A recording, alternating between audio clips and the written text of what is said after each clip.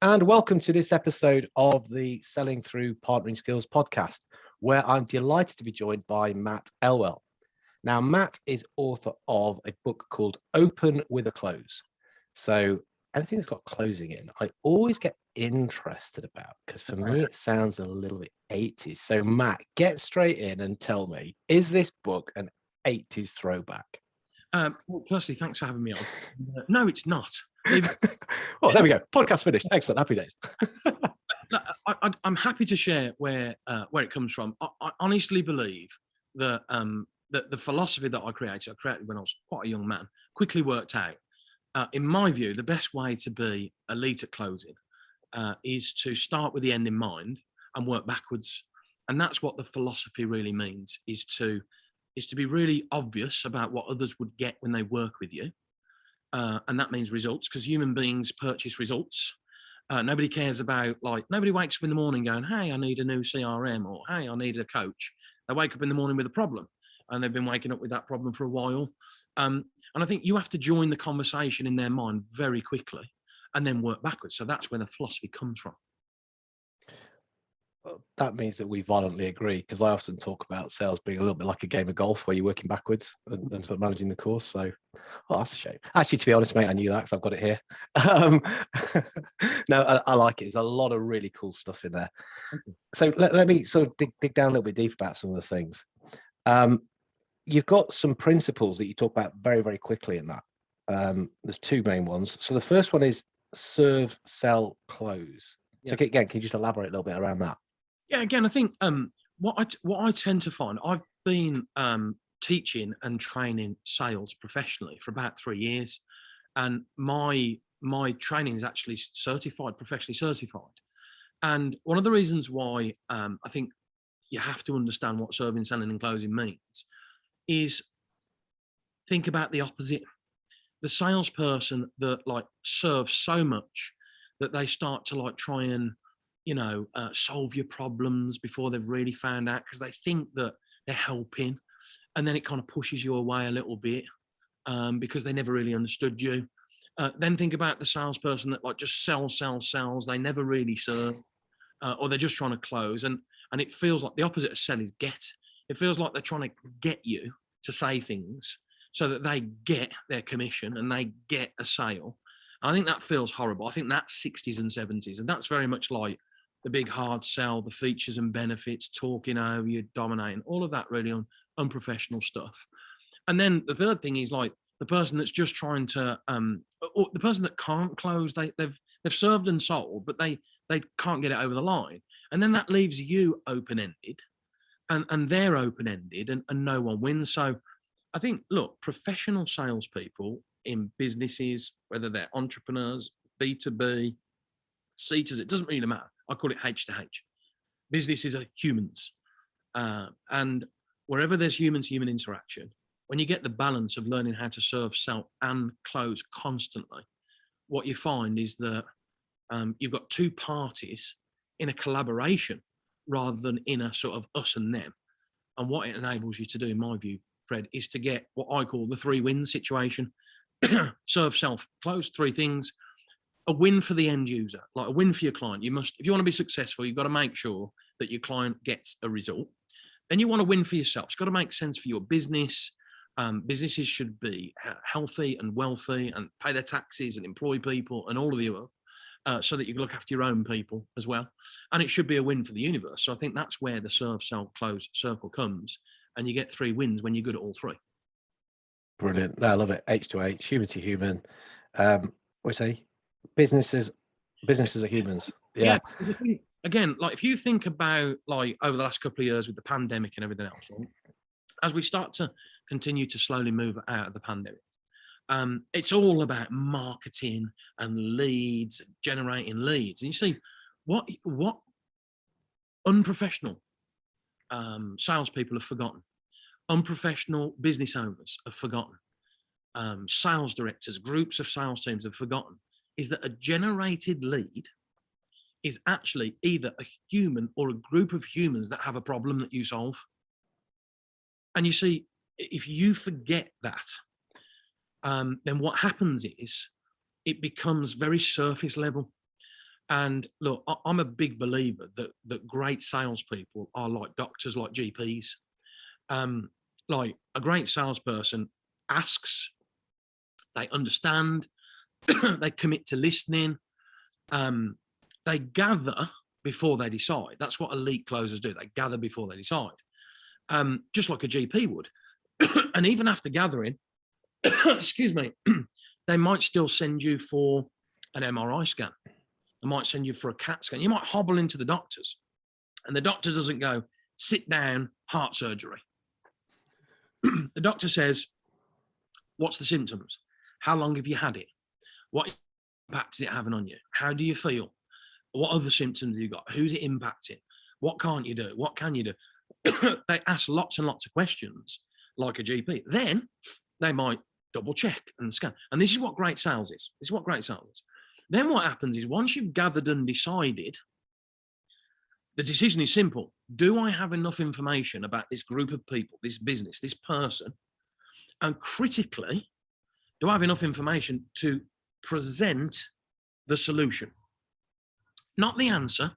Like, they get the solution when they enroll in the contract. They get the solution when when you've closed them, when you've exchanged. But the decision is, when do I stop selling and start closing? And what the doctor does after he's got or she's got all the information, she then decides the next course of action. And if it's heart surgery, they release you to go and get operated on, and that would be closing. So I think there's, right here, right now, I think it's all about leads. And the message that I've got and the message I'm sending to everybody is never forget what's behind the lead. It's a human or a group of humans who've got a problem. And if you do not have a professional sales process, if you do not have the ability to serve, sell and close, if you don't know the difference between selling and closing, if you're making mistakes like looking to solve before you understand, then what happens is you're going to leave that human or that group of humans open, not closed. And that's a disaster, really. Love it. Love it. Oh, we're violently agreeing again, mate, because earlier you used the C word, collaborate. And now I'm all over collaboration. For me, partnering skills are the way to do that. And the guy that really came up with that with PQ, Steve Dent, he talks about organizations don't partner, people do. It's pretty much the same thing that you've said there. It's that human side. And we sometimes do lose it. So you hear salespeople talk about, the leads, the numbers, all this sort of stuff. Yeah, no, very cool. Your other principle is to do with caterpillars. Talk to me about caterpillars. Anything to do with nature. So what are these caterpillars all about? Well, I think what I worked out a long time ago, I used to work in a family business that was what you'd call a non-essential. So it was tiles and bathrooms domestically, and then we grew to commercially. And what I worked out is when you've got a non-essential, it's critical that when somebody does move towards you as a qualified possibility, then it's important that you give them an easy customer journey, some simple little touch points, so like a starting point, and then some little logical next step things that they can do to go from cold to sold, like, to go from start to exchange. So the first thing that I teach anybody that works with me, whether it be big sales teams or right down to solo entrepreneurs, I always go, look, if you were going to buy off yourself, and if you were going to be like you're closed by yourself and buy your own product or service, what would the sales process be for you to go from like clicking on something or moving towards someone or walking in a showroom, or whatever it might be, to the moment where you've actually exchanged and taken the money out of your bank account and put it into somebody else's? Like, what are the steps that would need to happen? And I think so many businesses, it's amazing. Like, I travel before COVID the world, teaching selling and closing. I have clients in America, I have clients all over Europe, clients in the UK. And it's amazing. Doesn't matter which country or continent I'm in. If I say to someone, what's your sales process? They're like, ooh. If I say, what's your marketing process? Oh, bang, bang, bang, bang. What's your customer service journey? Bang, bang, bang, bang. Thank you very much. Whatever it might be, they've got an answer for it. Ask them about a sales process and they turn into a puddle. I always say, so that would be a bit like going out on a date. and expecting to get married on the same night. It's like, look, if you've got a serious product or service that, when implemented and ingrained in somebody else's business, either gets them a result, solves a problem, moves them away from a pain, moves them towards a pleasure, whatever it might be. If your product or service does that for somebody else, and by the way, if it doesn't, close your business. Like if you've got that responsibility in life where others win when they use you, and you don't have a process, and you're trying to go like, smooch to marry, it's like, whoa, what are you going on about? So again, having a journey is critical. So the caterpillar, for you nature lovers out there, the caterpillar's journeys actually can be quite painful. Well, it is painful. Just before it turns into a chrysalis and then goes on to be a beautiful butterfly, which pollinates, which in the business sense would be a very happy customer who's spreading the good news, a stakeholder. It actually has to eat itself from the inside out. And that's obviously quite painful. Now, our clients, our prospects, they also sometimes have to go through what can be a bit of denial or a painful journey to realize that they've got these problems. I mean, who wants to admit, imagine you're a purchasing manager in a big company and the last contract you signed didn't go very well. Right? And then you've got a salesperson in front of you who's going to solve the problem that you created because you made a bad decision. Are you going to be in denial, or are you going to be going, oh, hey, it's a lovely salesperson, let me tell you all my problems and you can tell me how shit I am. Like, it's not really like that, is it? So you've got to have skill. You've got to be able to ask powerful questions. You've got to enable them. It's almost coaching initially. It's like, what result would you need next time round, Mr. Purchasing Manager, for this to be a great decision? What lessons can you learn from last time that we'd need to put into my service so that we get the result this time? Like, you've got to have the ability to ask really skillful, powerful questions. And that can be tough. You're a stranger. What did mum and dad say when they were little about strangers? Don't speak to strangers, like, don't ask powerful questions. Like, so we're asking professional salespeople to do everything opposite to what you're told as a kid. Speak when you're spoken to, keep a low profile, never speak to your elders, show respect. But actually, great salespeople need to be able to ask powerful questions to understand. And the caterpillar journey is tough. And look, by the way, a caterpillar, just before it becomes a chrysalis, eats itself from the inside out, apart from 5 discs. And those 5 discs are the things that it needs to become a butterfly. So again, look, we don't want to strip our clients back to a point where they're like, this is terrible. It's like, look, there are things that you're doing that are fine and we can work with those. But here's the thing that we think with our help moving forwards, we could do even better to solve it. And that's the process behind the caterpillar to beautiful butterfly journey, really, on a high level. I love that, mate. The analogy is used quite a lot, but I've never heard anybody talk about how painful it is and the fact that this poor caterpillar eats itself. Yeah, that is really interesting. Yeah, a beautiful butterfly. It's usually just, oh yeah, and it just turns into that, and it's all nice and hunky-dory and magical and everything else. You'll say, no, it's tough, it's hard. Yeah, and I think, you see, the harder it is, the more beautiful the butterfly. And I always say, look, selling is hard work and closing should be easy. What I find with most companies, if I'm honest, because of the lack of a process, because of the lack of that journey, the little things that would need to happen. Like, think about the caterpillar. It needs to be nurtured when it first comes into the world. It needs sunlight, it needs warmth, it needs the right kind of food. Our clients are the same. Like, if you're emailing at the front end and it's not relevant to the journey or what they get at the end, they're not being nurtured. So yeah, I think the bottom line is it's really important that you're prepared to nurture, move people along the journey, give them logical little next steps, give them everything they could possibly need to grow into a client that's been really successful. And as I say, look, when I first meet people, I often find the other way around.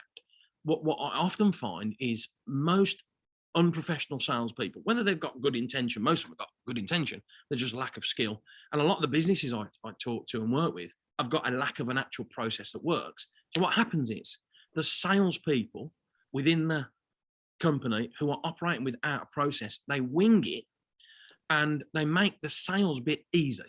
So they avoid difficult conversations, they avoid the tough questions, they avoid the finances, and they hope if they could just present and do a big pitch and explain that the people will exchange. But what happens is when you make sales easy, then closing becomes hard. So you get all the problems at the end. Now, worse than that, the sales director or the business owner or whatever goes, well, hang on a minute. We've just spent 3 months with me paying for your mileage and hotels, and you've been doing meetings with people and this and that and the other. And now they tell us they can't afford it. So that's costly. Now it's costly. Not only does it cost time, but it's cost money and resources with somebody that should have been qualified at the front end and should have been asked hard questions at the beginning. You should have positioned your fees at the front end. You should have discussed possible risks. You should have looked at possible implications. You should have considered concerns and obstacles at the front end, not at the back end. And that's the key to having a process to avoid. Brilliant. But you're measuring me on doing demos anyway, so guess what I did? Oh, different conversation there, isn't there? No, really cool. I mean, we could go on about questions, well, next week. I don't want to get too much into that now because you've got so much in the book, and I think people need to go and get that. But just one specific thing around questions. Now, we in sales, we talk about pain points. Yeah. What's your opinion on using the word pain point when you're talking to a customer? Yeah, so I think I'd always start with the pleasure point first. If you want to gain, people talk about rapport, and if you want to be in rapport with a human being that you don't know, certainly don't talk about problems, because they're going to lie to you. They're going to hold it back. They're not just going to suddenly go, oh, hey, it's a salesperson. Let me tell you all my problems and all the reasons why you should start selling to it. They're not going to do that. So I use something called a PPQ, a prospecting pleasure question, when I meet someone for the first time. And this question's like served me brilliantly in my career. I make sure that the question is loaded with, and when I say loaded, what I mean by that is it's obvious why I'm asking it.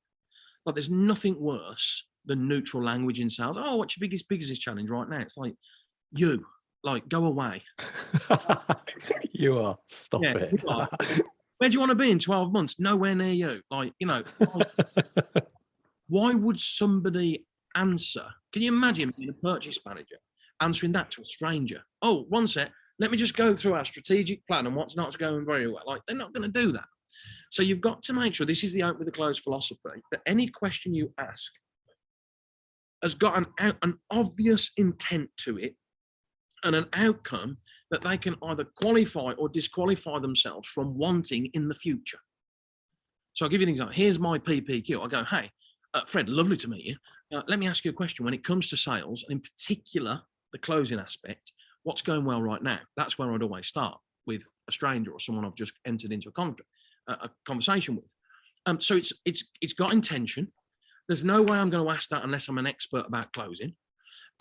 It's a certain question. It's got an end. It lands. You know why I'm asking it. You know what I'm trying to achieve. You know what I'm all about. And I'm quite good with you going, just to be clear, I am 150% closer. I do not need to answer this question. At which point I go, brilliant. Now I know you don't need it. Who do you know that does? And that enables me to fill up my pipeline with a referral possible. So it also means that I'm not going to waste time talking to someone pretending to build up rapport and how's the family and how are you and all that kind of stuff. It's like, well, what, I don't really know you. Why are you asking? My health is not in question.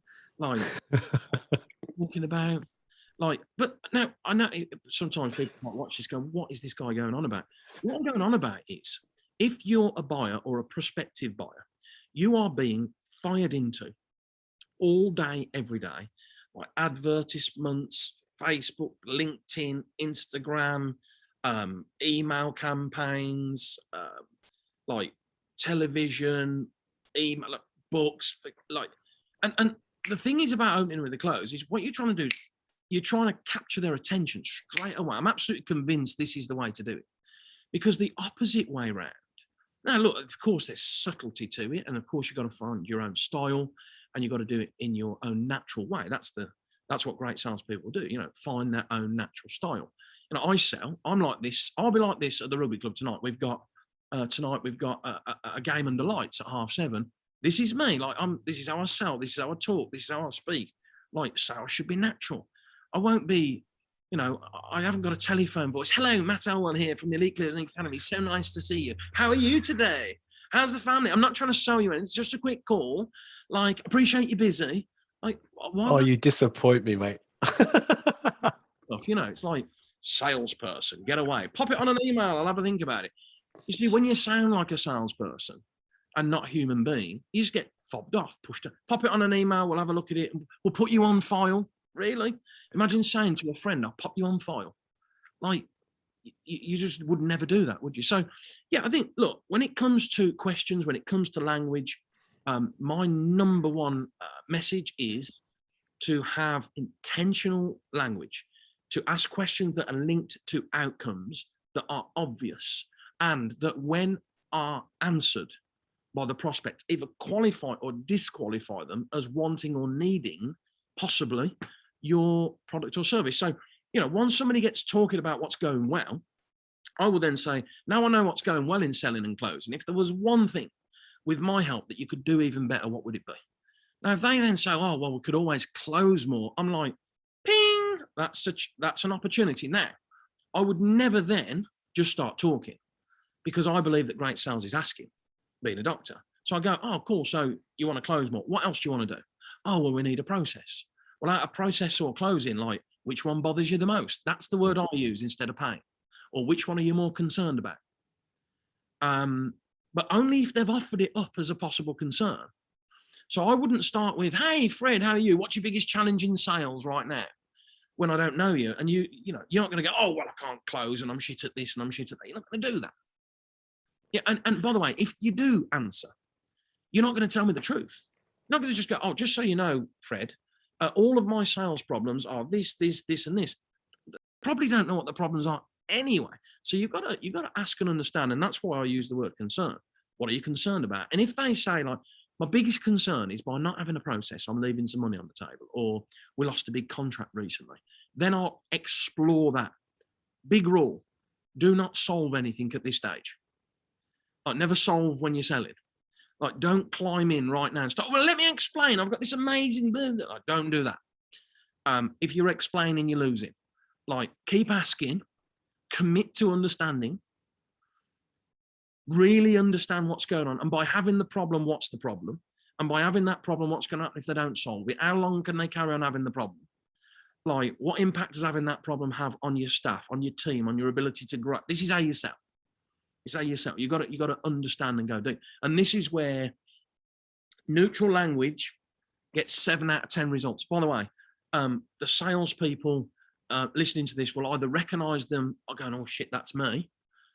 Or they'll be going, oh, I don't do any of that stuff. So, like, if it is you going, oh, it's me, then all you've got to do is reconsider the quality of your question, because that's a simple choice that a professional salesperson can make. Just deciding to ask more powerful questions makes you professional, and it will stand you out from the madding crowd, and it will stand you out from your competitors, because most salespeople ask shit questions. I don't even know if I want to share this with you, because I think you might implode, but somebody was arguing with me the other day saying that, because they've been trained this, to ask somebody, what are your pain points, was a good idea. Not even about pain points. The question physically phrased as, what are your pain points? Mate, can you imagine?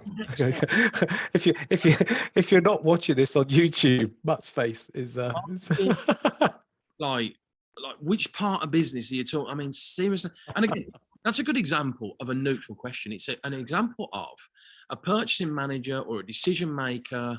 They are not going to answer that question because there's absolutely no benefit for them to answer it. Like, raise your hand if you're busy. Like, we're all busy. So what we're looking to do with questions is to stop people in their tracks.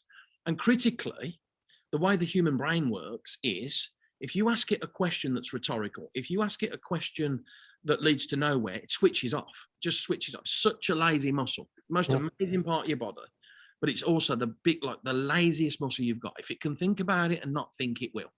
If it can procrastinate and just have a cup of tea and think about it, it will. You've got to inspire it. You've got to allow it to be creative. It's got to be visual. Look, Fred, 80% of every sale is an emotion, because it all happens in the future. Like if me and you are signing a contract now, what happens next hasn't happened yet because it isn't even real. Like it's like you have to have trust in the future that my product or service will get you a result.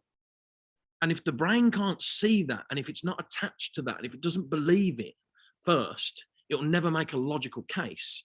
So 80% of it is emotional, and then 20% is the logic behind the vision. And then the skill is your service has to turn the vision into a reality, and they have to believe that because it's all in the future. It hasn't happened yet. You haven't delivered the service yet just before they sign the contract. And so, I mean, I love this I don't usually quote people's own books back to them, but this chapter title, 40,000 brain cells in our hearts. I talk about attention grabber, mate. That is so cool. Well, I think it's very cool. 40,000 brain cells in our hearts. Again, elaborate a little bit more on that, because I think you're starting to talk about it already. Yeah, look, you think with three parts of your body, right? Your head, your heart, and your gut. Right? It's like your spirit, it's where your soul is. There's three places. An octopus has got three hearts, so have we. Here, here, and here, right? So what you got to understand is your heart, we actually use our heart to communicate. Like humans created Wi-Fi. By the way, you'll know this, right? If you're with your life partner, and maybe you've had a long day, and you go home. I'm married to a wonderful human called Kerry, and we've got two lovely little kids. And generally, we dwell in harmony. Generally, I must be. But generally, we dwell in harmony. You know, we've got a great relationship, and it's something we work on. But there are moments where we have our moments, and like that moment where you walk through the door, and as you walk through the door, you can't see each other, but you go, "Oh, there's a feeling. Oh, what's that?" Right? You can't see them, but you can feel in it. You can feel there's like an energy. Oh my God, there's something going on here. And then you use shit language and you go, "Are you all right?" Which is like the brain doesn't have to think. It's a yes or no question. Are you all right? And what do? They say, "Yes, I'm fine." Fine. But the words are yes, I'm fine. The tonality is I'm not fine. And the energy, you can't see them yet, so there's no physiology involved. The energy is low.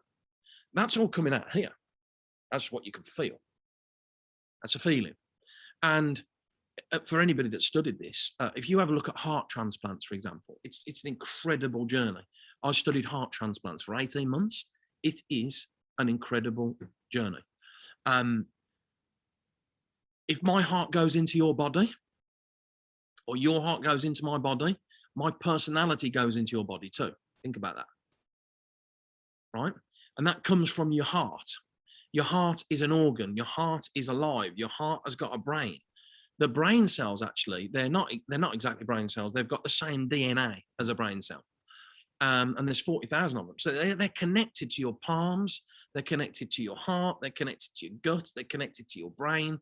Like, you can use your heart. And by the way, when you're sat in a sales meeting and you're closing a contract, or you ask a really powerful question, there'll be a moment where you shouldn't speak.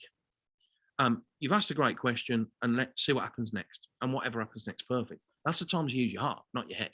Because if you start thinking, "Oh, what are they thinking?" Or what they're going to say next. If you go into the future using your head, fear will grab hold of you straight away. So I just breathe through my heart. Just let them, whatever happens next happens. You've got energy in your heart. And people think, this is woo-woo. Try it. Like, test it out. Like, check it out with your partner. It's a really powerful part of our anatomy. And, again, once you have awareness that it's not just the words that you speak, it's the tonality that you speak them in, and the physiology that you use to back them up. And once you're aware that there are other things in play, such as heart energy between human beings that are talking. I'll give you one more example of this. If anybody's listening to this, you go, "This guy's crazy." I'll give you an example of this. Think about somebody. We used to call this when I was little. We used to call it the heebie-jeebies, right? So think about somebody where you stood close to them and they give you the heebie-jeebies. How do you know? Like, you're not talking to them, but they're just giving off the heebie-jeebies, whatever the hell the heebie-jeebies are. I think you know what I'm talking about. Like, oh, this person, well, I'm not sure. It doesn't happen often, does it? Generally, it doesn't, but it does happen. They're giving something off. It's not coming out their mouth. It's either a way of moving, or a look, or a feeling, or like a vibe. It's like a vibration. That's what we call it, a vibe. It is a vibration. And this happens in sales, by the way. Like, if you're in negative energy and you're creating a move away from energy, you're never going to close a deal. You're never going to sign a contract. You're never going to have a positive meeting. So, like, elite closers move slowly. Elite closers move with certainty. Elite closers have awareness of all of the other skills that you've been given, powers in your body. You know, the words that you speak are under 10% of the communication between two human beings. I just proved it to you. I'm fine, not fine. The voice wasn't fine. The words were fine, but like, you got to have this in your locker to understand. And that's why that part of the, that's in the book. That's why it's in there. Yeah, no, it's a really cool part. Because it's so interesting hearing you speak, because you start to talk about process. You're very logical, and it's having these steps and these phases and these things that we need to do. But equally, it's not that you're some kind of robot, Mr. Logic. It's no, but you've got to get all this other stuff right as well. It's the complete package, isn't it? Yeah, it is. And it to exchange contracts with, you know, my biggest clients, you know, a 30 million US dollar company, digital marketing agency. You know, we signed a contract with them 2 years ago, and like, you can do all the little things really well, and then you get to the moment where you're exchanging, and you put them in the wrong energy because you're in the wrong energy, or you use a word or a phrase that didn't seem quite right, or you shake the hand in a funny way, or it could just be something. They could pick up something. Maybe you're feeling a bit stressed or nervous, or like, you pick that up. By the way, and this is why you've got to have skills. If you're a professional salesperson and you're not brushing up on your skills right now, it can hurt you, and it can hurt your company, because you go all the way up to an exchange, all the touch points, all the things that should have happened, all the right words have been said, all the little rapports that you naturally build, everything that should have happened. The sale is over. They've had a written proposal that doesn't give them all the answers, because the answer comes in the service. They've had here's your options, A or B. These are the financial options, A or B. Which one of these options will get you the best result? And then we'll get you one-to-one consultation booked on, or we get you installation, or we'll get you software sent over, whatever it might be. And you're in all you got to do is exchange the contract, and you do something that creates this part, or the gut to go, gut feeling. And what happens is, you'll create in them some uncertainty. And the ancient part of our brain is designed to keep us safe. And the buyer, has only got to have one scintilla of fear or concern still when you're exchanging, and it will instantly trigger what I call neurological lying stalls. And again, it's quite controversial. Oh, here we go, the old stuff, buyers are liars. But the truth is, like, human beings lie to each other, right? We lie to each other. We tell little porcupines all the time. Are you all right, darling? You've got a bad neck. Are you all right, darling? Yeah, I'm fine.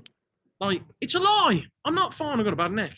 You know, people say I can't afford it, and they don't present the evidence. They don't go, here's my bank accounts, and here's my access to funding, and here's last year's budget and this year's budget.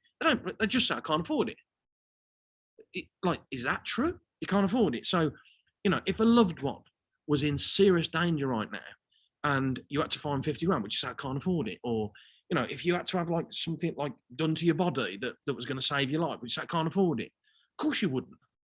You'd go, well, hang on, like, how can I afford it? How do I make it happen? Like, I'll find a way, don't worry about it. So when people are connected to a result, to a vision of getting something they haven't got now, that takes them away from pain and towards pain, they will find a way. So we'll lie. And what happens is, if you put somebody in the close into some fear, they just spew out standard neurological line stalls that most salespeople see as an objection, and they're totally wrong. Like saying to me, oh, you know, it's more than I want to spend. That's not an objection. Like, that's not an objection. It can't be an objection. Like, it's just a reason. Like, money's a resource. Imagine you had the money. What result would you need to get with me to find the money? Like it's quite simple. So yeah, like you got to be careful, because what happens is if they're in fear, they'll spew stuff out. We're over budget. I need to involve someone else. Pop me on an email. Let me have a think about it. It's not the right time. Need to involve the director. I need to do this. They'll start spewing out things that normally work. Push you away. Brilliant. I'll tell you what's really interesting listening to you as you're going through this, the amount of times you refer to elite closers and unprofessional salespeople. Like these are chalk and cheese They are. type things. No, you'll know what I'm talking about. I mean, Yeah. 7 out of 10 salespeople, they take every answer to be true, even though there's no evidence. 7 out of 10 salespeople cannot get over standard stores like we're over budget. So somebody said to me recently, well, we're over budget. I went, perfect, proves you're a spender. They're telling me that they're a spender, and they think that should push me away.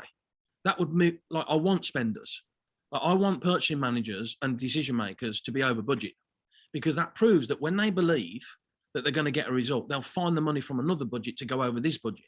So I always say, great, proves you're a spender. So what result would you need to get from me for you to go and find some more budget and go over this budget? Love it. That's a professional closer. Like, by the way, when somebody says they can't afford it, like, they never say, I've got so much cash, I can afford it. So when they say they can't afford it, it doesn't mean it's true. It's just what they say. It's designed to push 7 out of 10 salespeople away. Ring me in 6 months. Ring me in 3 months. Ring me in a year. Like, it's shit. It's 7 out of 10. Somebody says to me, ring me in 6 months. I go, done. Let's lock it in now. 13th of March, 2022, or the 14th of April. Which one suits you better? 14th of April. Right. Before you go, imagine the time had lapsed and we're there right now. What question should I ask you so that it's relevant and you don't tell me to ring you back in fucking 6 months?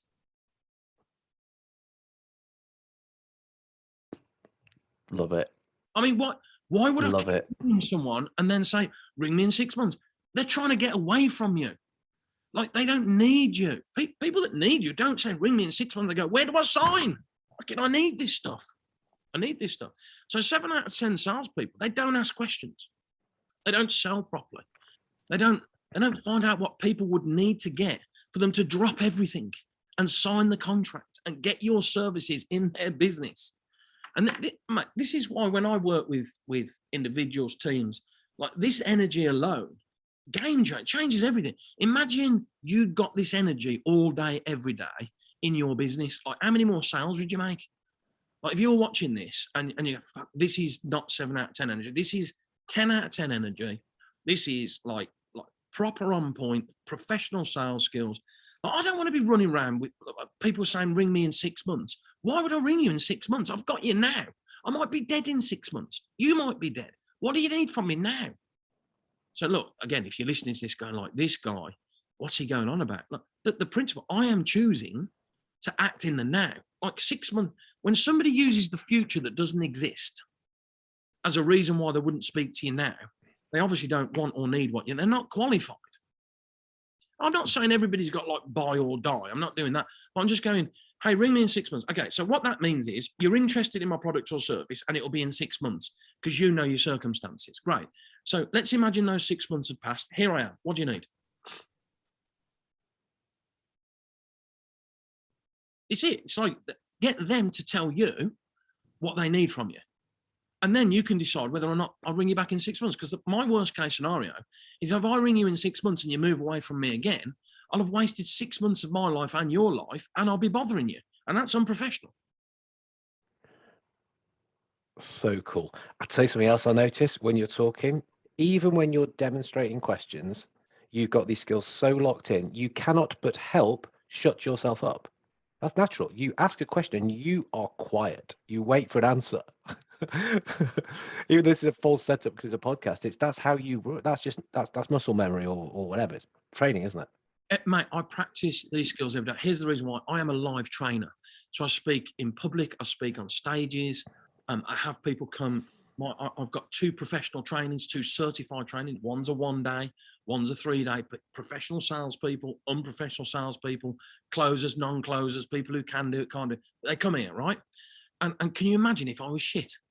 If I couldn't do it? myself. So like I practice every single day. I'm practicing now, like you said, like I practice these skills every day because like elite closing, doing something at the highest possible level that you can do requires daily practice. I always say this, right? Imagine somebody like, if you think about somebody that you really look up to, I don't know, might be in sport. We're rugby men, right? So let's look at like, who's the rugby player, Fred, in the world right now? Who's the person that you go, great player, like love watching them? Tell you start to become really interesting. Is that Marcus Smith? Yeah, so you go, like, so someone like Marcus Smith, how hard does Marcus Smith train every day? I suspect someone like him, you have to stop him training. Yeah, exactly. It'll be like Johnny Wilkinson. It's like, look, mate, just stop training now. You're overdoing it. Come off the pitch. No, I've got to do me 10 kicks in a row. Correct, whatever. What creates confidence is practice. So if you want to be a confident elite rugby player, you have to practice. So that when the moment comes, you've got the skill and you've done it so many times, like you've just done it. You've done the pass off your left hand so many times, short, medium, long, whatever's required. You've done it so many times that you're going to do it again, whether you're under pressure or not. You're going to do it again. And this is what elite closing is. Like there'll be moments where like you have to do something, say something, might even be where you have to stop speaking. And when you practice doing it, like I've done this so many times in my career. Like I don't teach what I think you should do. I teach how I do it. So I like, here's how I do it. This is what it looks like. I teach it in an order and sequence way.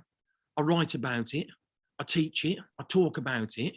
I've got online trainings about it. I've got blogs about it, and I do it every day. And that's why I practice, because like there'll be moments where I have to demonstrate mastery.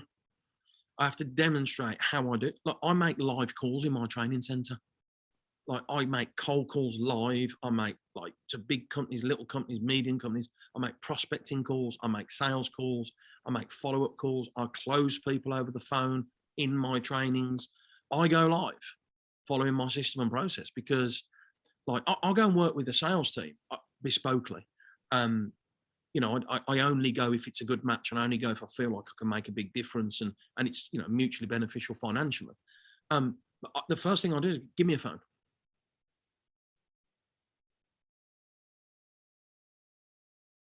Very cool. And they're just wondering, what is he on? Yeah, because they think that you've got to have product knowledge to sell, but you don't. What you have to do is to be able to ask questions that are linked to the product, are linked to the results that the product will get. So let's say that you were, I don't know, a consultant for, I don't know, a software company, and the software company, the result of using the software was that, it reduced, I don't know, it reduced something. Like I'll just say, hey, let me ask you a question. What result would you need to get from the installation of our software for this to be the greatest decision you've ever made? So, and they can say, oh, well, actually, what we like about your software is X. And I'll say, great, what else do you like about it? Y. So out the two, like if we get you one result out of X or Y, which one would be the result that would make you go, if we can get that, we're in. Like this is how you sell. Like I don't need to know too much about the ins and outs of it. What I do need to then have is to have like a backup with either somebody who is technical, that I've got to get involved with technical discussions before we solve anything. Remember, I don't want to be techie before they bought the solution. I want to understand what the technical people would need to get in the solution for them to buy it and invest in it. And that's the difference. You should never solve when you sell it. Never solve when you're selling. Matt, I could go on and on and on listening, because I know we're only just scratching the surface here, but I want to be respectful of your time, mate. So yeah, maybe there are some people who think you're raving lunatic.